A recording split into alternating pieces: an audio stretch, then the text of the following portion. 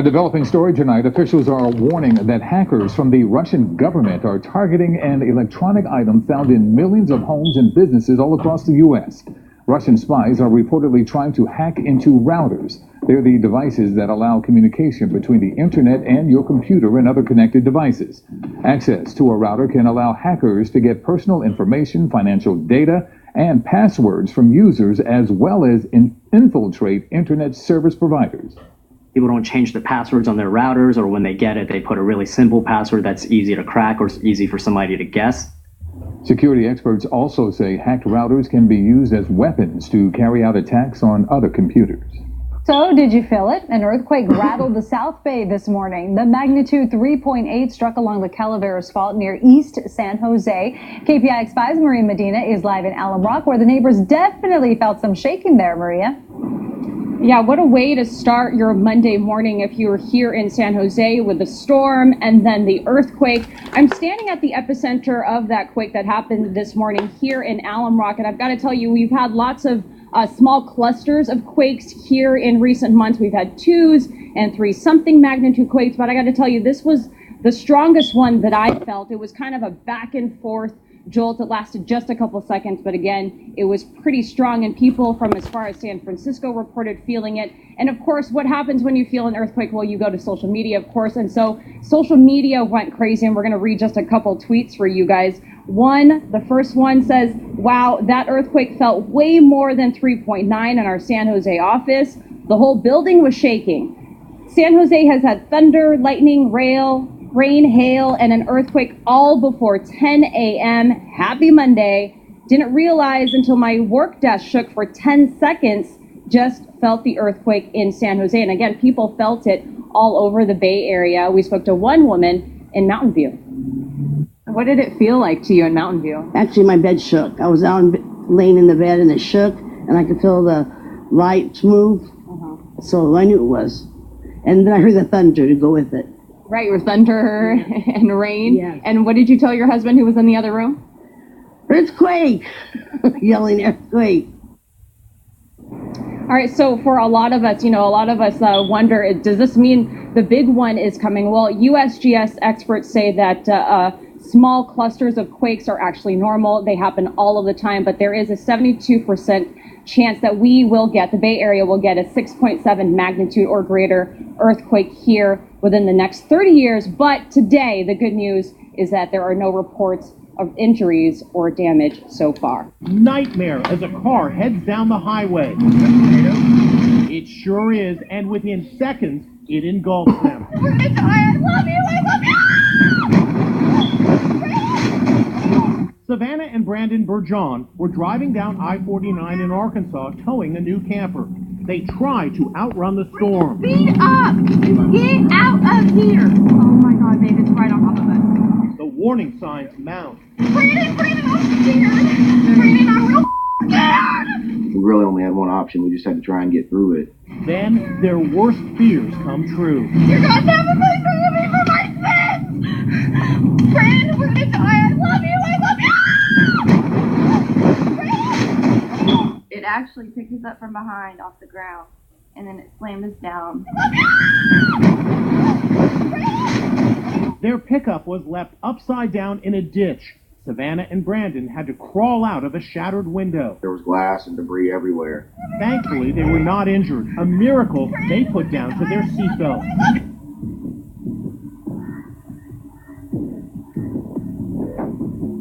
It's a pretty nasty disease, and we have seen an increase in cases in Victoria over the last few years. That's especially been focused around the Mornington Peninsula, with a real hotspot around Rye, Rosebud, Blairgowrie, Sorrento.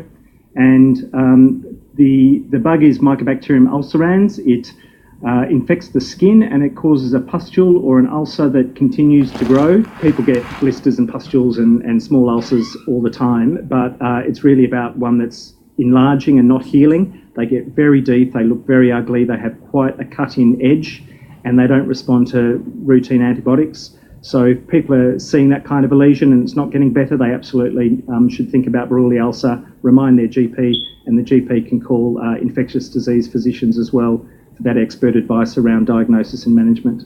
Even though we don't know definitively that it's from mosquitoes, that protecting ourselves is useful, but also, wearing appropriate long clothing if you're going in areas where your skin might be scratched on coastal areas. That's stuff that we can do now without further research. But, if the research can pin down the exact transmission, then we can focus all our attention and energy on that transmission pathway, whether it's mosquitoes, whether it's brackish water, whether it's possum poo, whatever it might be. It was a rough morning weather-wise for New Yorkers as well. Getting around in the rain was pretty difficult. One commuter captured this video of water cascading down subway stairs like a waterfall. Look at that. Subway riders also had to avoid water that fell from the ceiling, and despite the mess, service continued as normal. This is too much water. That is a waterfall. That is crazy. A river of Russian water cascading down the staircase of the subway station at Broadway and 145th Street in Hamilton Heights, spilling out onto the landing, the platform, and ultimately going onto the tracks below on the northbound side. Commuters looking on in almost disbelief. The whole, side was flooded. The water came from the flooded streets above. An MTA worker telling me the cause appears to have been a clogged sewer drain. Back down below, workers with brooms brushing the excess water off the platform and onto the tracks. Service on northbound trains for a time diverted past the 145th Street stop. The northbound entrance to the station temporarily closed. Some subway riders here forced to take the bus instead. In the wake of this, The video speaks for itself. Carla Shedd's husband shot the striking video and sent it to her.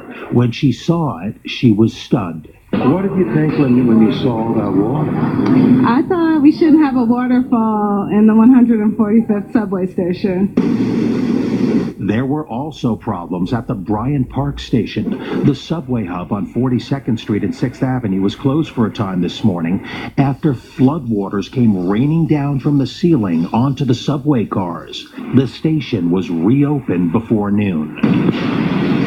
Back in Hamilton Heights, workers managed to get the station dried out and northbound trains running again shortly after 11 a.m. This after a hectic morning that many subway riders here won't soon forget.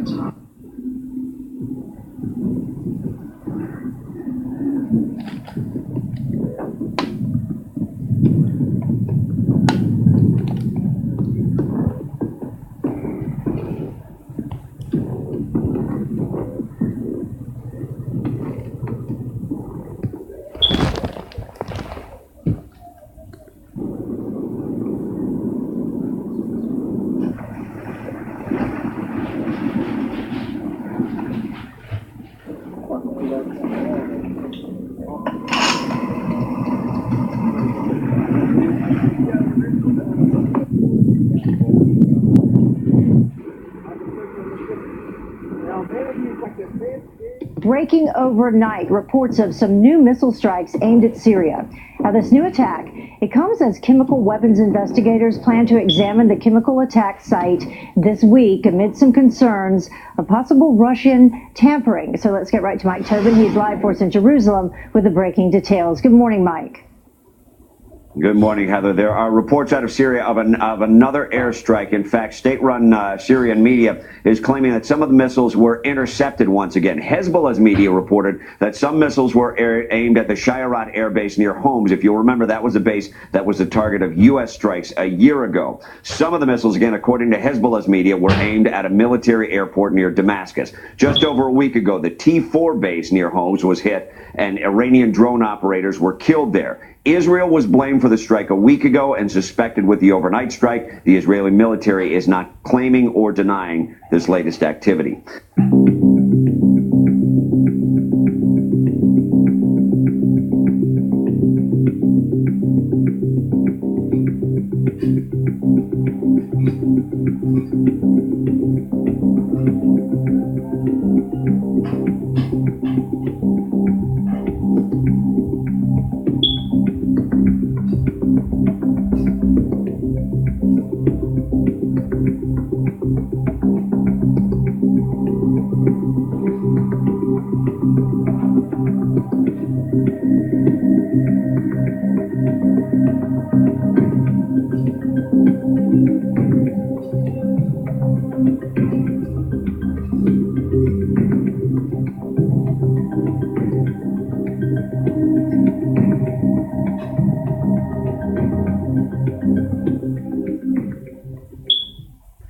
And the head of Starbucks is dealing with a major PR nightmare. 2 African-American men were arrested while waiting for a colleague to arrive for a meeting at a coffee shop in Philadelphia. Today, the CEO of Starbucks is calling the arrest reprehensible. And as Jim Murray reports, there's about to be a summit at Starbucks. The 2 black men taken into custody at Starbucks have agreed to meet with the company's CEO. Kevin Johnson launched an apology tour today, posting this video on social media. I want to begin by offering a personal apology to the 2 gentlemen who were arrested in our store. What happened and the way that incident escalated and the outcome was nothing but reprehensible. What do we want? His apology comes as protesters took over the Starbucks in Philadelphia, where the 2 real estate brokers were arrested for trespassing. The 2 men have not been identified. Their lawyers spoke on CBS this morning. None of the white customers were asked to leave, and they were there a lot longer than those young men who were there just for a few minutes. Starbucks is not pressing charges against the men who were arrested, and the district attorney says they're dropping the case. Another incident of alleged racial bias at Starbucks is stirring new outrage. A black man claims he was denied access to a bathroom at a Los Angeles area store, even though a white man was given the entry code. Neither were paying customers. Michelle Miller is at the Philadelphia Starbucks, where the controversial arrest of 2 black men has spurred protests. Michelle, good morning. Good morning. Well, that incident in Los Angeles County, along with the one here, has left Starbucks struggling with accusations of racism from coast to coast. Now, both events appear to have started when a Starbucks employee refused to allow black men into the store's restrooms.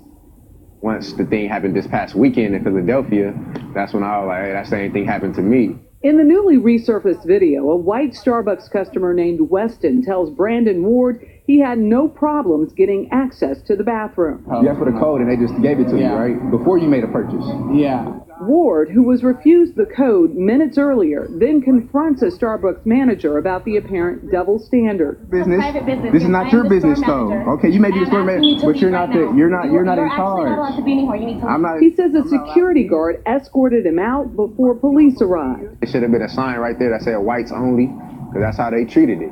Ward originally posted the video of his encounter on Instagram in January, but it's received new attention this week. Have you seen the video coming out of LA from the Starbucks incident happening there? Starbucks CEO Kevin Johnson would not answer questions about the latest video. He was in Philadelphia meeting with the city's mayor and police chief amid growing outcry and protest over the arrest of 2 black businessmen in a Starbucks last week. Enough is enough! The men were denied using the store's bathroom because they weren't paying customers. When they refused to leave, a manager called 911. Johnson apologized and wants to meet with the men. Now, there's been some calls for us to take action on the store manager. I believe that blame is misplaced. In fact, I think the focus of fixing this, I own it. Now, Starbucks says that the manager who called 911 at this store no longer works here, but the company declined to say whether or not she was fired, left on her own, or simply was transferred to a different location. According to CNN.com, almost 1 in 4 blood bank supplies in certain regions of Africa may have malaria parasites in them. UK scientists reviewed 26 studies that measured levels of Plasmodium parasites, which cause malaria, among blood donors in sub-Saharan Africa between 2000 and 2017, and found that an average of 23.46% tested positive. Salali Flamania, a research fellow, stated, "The technical challenges of diagnosing and removing the Plasmodium parasites from blood banks requires further analysis, but we know already that these findings put the next generation at risk." Russian investigative journalist Maxim Borodin has died of the injuries he sustained after a fall from his 5th-floor apartment window on April 12th. The circumstances of his death are unclear. Police say they are treating it as suicide, a theory his editor rejects. Borodin's latest investigations focused on the war in Syria and Russia's role in the conflict.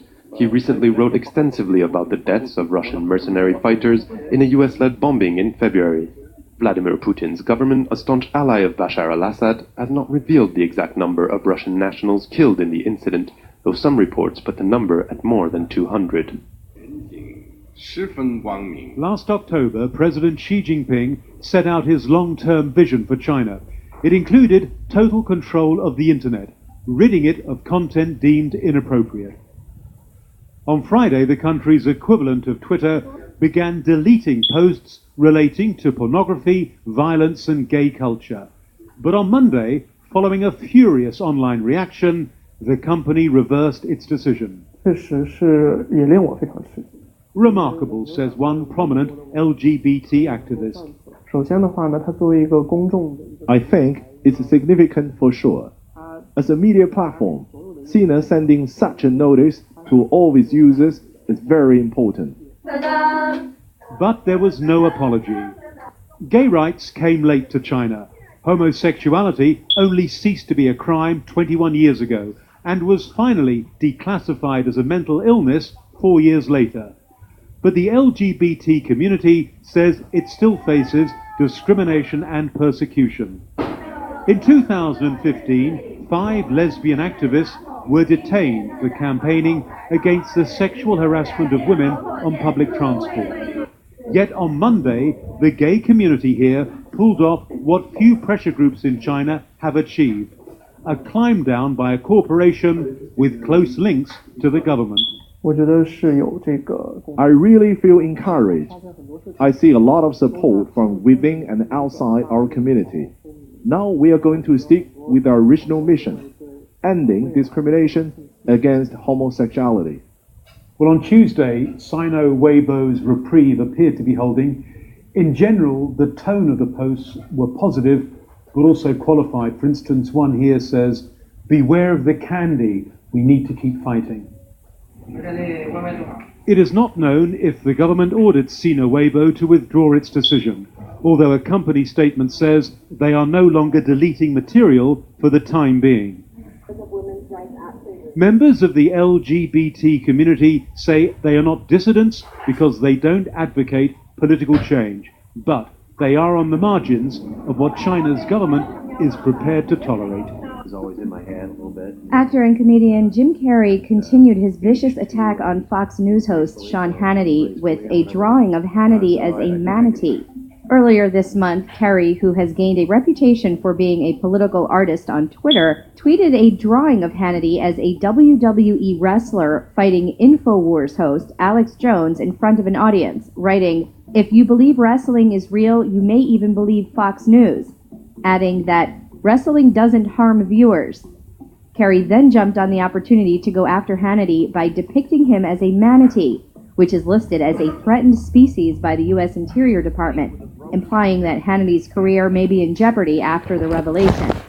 Recently, Hannity was revealed to be the mysterious third client of Trump's personal lawyer, Michael Cohen. The FBI raided Cohen's office in early March as part of an investigation into possible bank fraud and election law violations. It was a harrowing flight this weekend for 104 passengers and crew aboard a Southwest jet heading to Orlando. In mid-flight, one of its engines blew out. Transportation correspondent Chris Van Cleve is following the investigation. Southwest 3472, Pensacola Tower, runway 17, clear to land, wind 0706. Yeah, ma'am, we would like to, this is emergency aircraft, and would like to request a emergency vehicle. Passengers say it started with a loud boom and the smell of smoke. When they looked out their windows, they saw this. The leading edge of the metal casing around the number 1 engine was ripped away, exposing the fan blades of this 16-year-old Southwest Airlines Boeing 737. It was shaking at first right afterwards, and that sound. Yeah, it just like blew. You can hear it blow.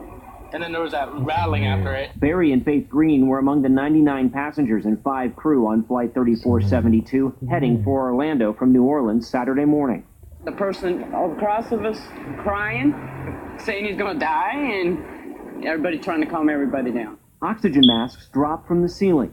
Pictures show pieces of the damaged engine flew off and struck the plane, gouging the fuselage and forcing an emergency landing in Pensacola, Florida. You know, this is a tried and true engine on a tried and true airplane, and it's a very bad uncontained failure. Steve Wallace is the former head of the FAA's Office of Investigation. This is really unusual. A modern airline pilot starting today could easily fly a 35-year career and never experience a single engine failure. Southwest 3472, turn right on the end. The rescue vehicles will follow you. Return to Southwest 3472. Thank you all for your help. The flight landed safely. Tammy Richards and her family were sitting along the wing. Pilot, he was amazing. And Southwest has amazing pilots, and he saved our lives. Airliners are designed to fly safely on one engine. So far, we have no reports of any damage on the ground. Elaine, NTSB investigators arrived on scene this morning and have begun inspecting the aircraft. Southwest says it is not planning fleet-wide engine checks. Chris Van Cleave in Washington. Chris, thank you.